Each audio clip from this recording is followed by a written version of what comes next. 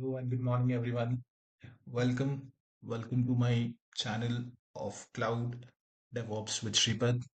Uh, I'll be bringing to you some series of videos related to cloud computing, cloud engineering, and DevOps, from basics to advanced. My name is Shripad Desai, working as an infrastructure and DevOps engineer, and having more than 7 years of experience in this field. Now let's switch back to first video of fundamentals of cloud computing. Well, so the word cloud is one of the trending words in the IT industry today, and it's going to have a very good scope in the future as well. So we all have come across this word cloud directly or indirectly. We access some services over the cloud. Whenever I say cloud, how do we access the service? The most important word when I say cloud is internet. So whenever we are going to access a particular service, data, storage over internet, we are actually making use of the cloud provider service. We are actually computing, processing data through a cloud platform. So what do you mean by cloud computing? So cloud computing is the delivery of computing services such as servers, storage, database, networking, software, and analytics over the internet. So the most important word is whenever I'm going to access a particular service over the internet, instead of making use of local computers, I'll be making use of cloud. So in cloud, we can access, we can manage, we can monitor, we can provision servers, storage, databases, networks, softwares. So today in this session, what I'll be doing is I'll be introducing you to some basic concepts of cloud. I'll be discussing with you some cloud providers. We'll be comparing the traditional model along with the cloud model. We'll discuss about the cloud architecture. We'll discuss some use cases. We'll discuss some challenges as well in the field of cloud computing. And finally, we'll discuss opportunities for beginners as well as professionals in the field of cloud. So let's begin. So whenever someone asks you what is cloud computing, it is also termed as pay-as-you-go model. What do you mean by pay-as-you-go model? I'm going to pay to the cloud provider only the amount of money for the services which I have utilized and not for the whole infrastructure. Now, if you can see here, what is cloud? What is cloud computing? It is the delivery of computer services as mentioned above, like servers, storage, databases, networking, software, analytics over the internet. This is called as cloud. So instead of using local machines, instead of using my desktop, instead of using my hardware or physical machines, I'm going to make use of infrastructure provided by some providers, some third party providers. Now, who are these providers? Who actually provides us these services? So you can see here AWS, this is Azure, and this is GCP. These are some of the leading cloud providers today in the market. AWS, Amazon Web Services, has an established market today when it comes to cloud. Azure, that is provided by Microsoft, is growing at a very fast scale.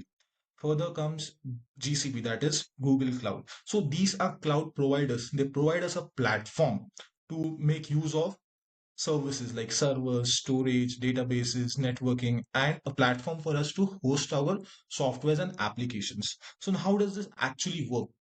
So, as a user, as an individual, what I'm going to do is through my internet, through an internet, I am going to access various services that can be compute service, storage service, database service, or any software application through this cloud provider.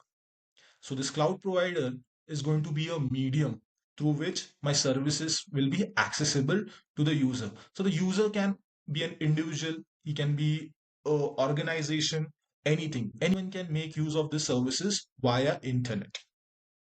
So what are the key benefits? What are the key benefits when it comes to cloud computing? First and foremost, scalability. Now, why do I say scalability? Today, I'm using one machine. Tomorrow, if my compute power increases, if I want to increase the size of my machine in case of computing power or memory, what will I have to do in a traditional case? I will have to go and purchase RAM, I'll have to go and configure. I'll have to upgrade my RAM configuration. Sorry, I'll have to upgrade some uh, computing capabilities. So this issue is solved by this cloud providers, which comes with various instance types, various virtual machines which have different configurations. In the coming sessions, I will be introducing you to this instance type and how to configure that. But in this case, as of now, try and understand that scalability, that is increasing the compute power, is very easy when it comes to cloud providers like AWS, Azure, or GCP. Again, cost efficiency. As I mentioned, the second definition or the very second reference you can say about cloud computing is it's a pay as you go model. So you pay only for the services which you use. You are not supposed to pay for the whole infrastructure. You are only supposed to pay for the services which you use. That is why cloud again is very cost effective. Again, it's reliable. Why do I say it's reliable? I'll give you an example. Let's say you have an infrastructure hosted. You have a traditional infrastructure. Let's say you have a particular machine which is in the first place, and due to some technical issue, the machine drops down. There's a issue. There's a failure with the machine. Will you be able to retrieve the data if it's not backup? No, you won't, right? So this problem of data maintenance, data recovery is being maintained by the cloud providers. That is, it provides you with high availability zone. That is, the data is being replicated across multiple regions, multiple availability zones. In the coming sessions, I'll be discussing about availability zones and regions as well. For the time being, you can understand that there is the data which is there are multiple copies of that data. So in some cases, if there is a failure of some storage at one particular end, the replica of that data is maintained in a particular region, in a different region or a availability zone. Again, global access. You can access the data anywhere over the internet, means you can access it from anywhere. Performance, as I said right now, that you can increase the compute power, you can increase the memory. So this is going to come with a click. It's going to come with the performance is going to improve with the click. So this is yet another feature. And finally, it comes also with some inbuilt security, wherein we can give permissions to only desired users, group of users. So that security related compliance is also yet another feature of cloud computing. So, if anybody asks you what is cloud or what is cloud computing? So, cloud computing is accessing services provided by the cloud providers over the internet. So, that services can be storage, servers, databases, and networking. And in cloud computing, the second important thing is that you use pay as you go model. That is, you only pay for the services which you use. So let's quickly go through what used to happen without clouds. So without clouds, companies, organizations had to buy infrastructure, servers, maintain them. Maintaining them was again a difficult task. Then power, the electricity bills, the cooling, the hardware, everything had to be managed by the organization, the company itself. But with cloud in place, what happens is now companies can rent services. You don't actually purchase a service, you are renting that service. You are only going to pay for the service until and unless you use it. After you use it, the billing will be stopped. So that's the best part with cloud. Then data center, you need not maintain any data center. The data center is maintained by the cloud provider. You are not responsible to maintain the data center. You are only responsible for your data. So that is again a plus point when it comes to usage of cloud. And finally, infrastructure, as I rightly mentioned, is managed by the cloud provider. So these are some of the basic, features when it comes with cloud computing. Let's proceed. Let's go ahead. So no hardware management, scalability, infrastructure. You can scale. You can improve the performance. You can, increase the instance type to increase the performance. It's highly available. If there is, let's say, if there is a data loss, it can be recovered if the data replica is maintained in another region. Finally, cost effective. As I mentioned, you have to only pay for the services which you use, and then it's globally accessible. because you're making use of the internet protocol. So this is something about cloud. This is the fundamentals of cloud. I'll quickly go through some of the cloud providers which will help you understand. So AWS has a leading market share when it comes to the cloud platform, followed by Microsoft Azure and GCP, that is the Compute platform. And then there are some other providers like IBM, Oracle Cloud, Alibaba, DigitalOcean, and many others. So as rightly discussed, let's not discuss this again. The scalability feature, cost effective, reliability, the global reach, and the security. These are again going to be provided by all of these cloud providers. So that's the major advantage. Let's compare now very nicely. I'll try and explain you how is the traditional infrastructure different from cloud computing. So when it comes to the aspect of infrastructure ownership, what used to happen in the previous days when it comes to traditional IT infrastructure, the company used to own the physical servers and data centers, and they had to manage it. For managing, they had to require a group of people. Again, the infrastructure had to be managed in such a way that it used to occupy space. It used to require skilled technicians, cooling, and many such other technical and non-technical parameters as well. But with cloud computing, infrastructure is owned and managed by the cloud provider. So in this case, who is going to manage it? It's going to be managed by either AWS, Microsoft Azure, or Google Cloud. So the first headache of maintaining the infrastructure is not there when I'm making use of cloud. Secondly, the initial cost. Now, there's something called as the capex model. The capex model means the capital expenditure. When I have to keep my full infrastructure, I have to keep my manage my infrastructure, host my infrastructure, the capital expenditure is going to increase. But that's not the case when it comes to cloud computing. You are not actually managing the infrastructure, nor are you hosting the infrastructure. You're only using the existing infrastructure which is there, right? So the pricing model in this case, in case of cloud computing, it is less. The price which you pay is less. Again, scalability. So as I mentioned, if you want to increase the performance of your machine, in traditional infrastructure, in the previous old infrastructures which we used to use, it used to scale very slowly. But that is not the case now. With a click, you can easily scale your infrastructure in cloud computing. I'll try and explain all this in the coming sessions, how to change the instance type, what is an instance, what is a virtual machine, and all. So going ahead, deployment time. In case of deployment, in traditional infrastructure, it used to take multiple days, a more number of time to actually provision your hardware. But here in minutes, in less than a minute, I can show you how can I launch a virtual machine. So that is one of the main features. Maintenance, when it comes to maintenance, if I'm having a hardware in place, definitely the maintenance cost and the workload related to maintenance is going to increase. But that's not the case when I'm making use of the cloud platform. In the cloud platform, what is going to happen is I'm not responsible for managing for maintaining the infrastructure. I'm only responsible to maintain the data and manage my infrastructure which I've hosted onto the cloud platform. So again, maintenance related issues are not there in cloud.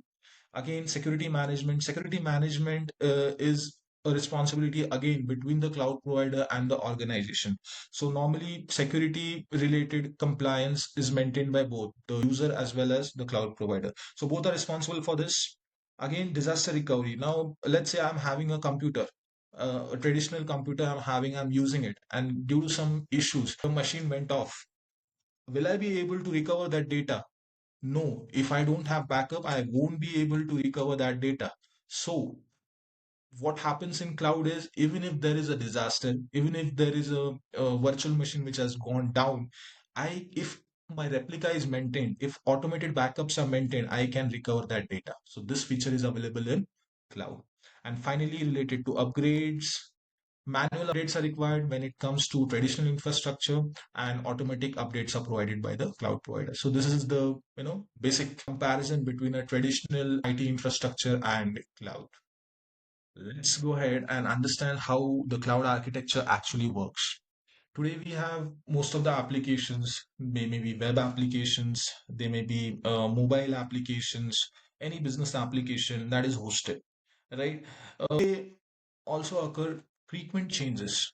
but we never notice those changes. Why? Because the cloud provider and the engineer who is operating this infrastructure, the cloud engineer or the DevOps engineer who is operating this infrastructure, is actually maintaining this infrastructure, this applications with the services provided onto the cloud platform. Now, what is that engineer going to do? In the backend, he is going to manage the networking, he's going to manage the database, and he's also going to manage the infrastructure. So whenever a third user through his laptop or a mobile phone tries to access this application is being accessed. This application is being accessed through the cloud provider because the applications are actually hosted onto the cloud platform.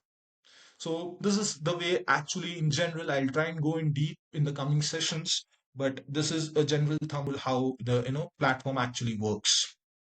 Now, let's discuss the use cases as to where all we use this. See, actually, there are three service models when it comes to cloud. The infrastructure as a service, the platform as a service, and the software as a service. So infrastructure as a service is you are responsible to manage the operating system, the applications, and the data. Whereas when it comes to the platform as a service, you are only responsible to manage the applications and the data. So software as a service, finally, just like a Google Drive, you only use the software. It's being provisioned. You just use the software and provider manages everything. You just have to use it. You have to just put your data. You have to access it. So these are the cloud service provider models actually. And where does cloud platform, cloud computing, cloud-based tools have their use cases, have their applications? You must have seen multiple websites, applications which are on a go today make use of the cloud platform, notably Netflix, Spotify, and many file sharing platforms and entertainment applications, tools. All these are actually hosted onto the cloud platform. So I'll just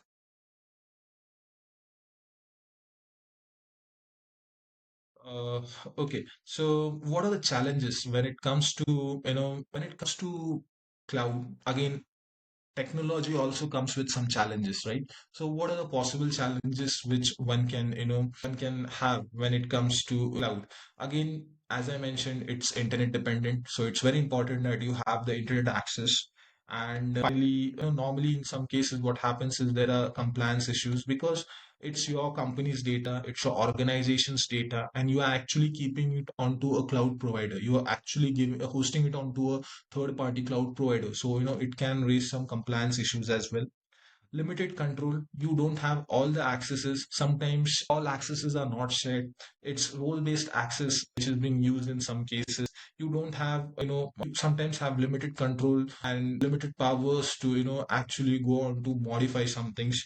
So, limited control, security risk because your data is being managed, is being hosted onto a third party application provider.